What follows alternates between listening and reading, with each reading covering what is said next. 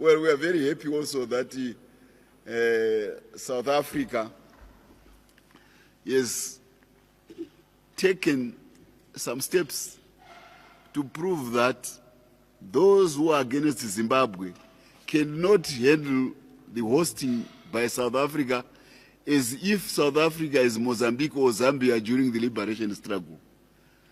Mozambique was prepared to suffer for Zimbabweans. Zambia was prepared to suffer for Zimbabweans.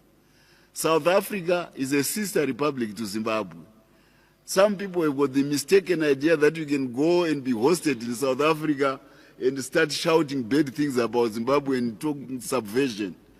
They've got a new comeuppance by South African laws. They are being told, not here. We are a sister republic to Zimbabwe. We fought with the ZANU-PF. We know each other. This is not your home, South Africa. So ananyoka ya mabunu, I hope it is a signal to others who are spewing hatred and vituperation and all sorts of unmentionable words about ZANU-PF and our leader, that South Africa will not tolerate. It can't be a home for vitriol against Zimbabwe.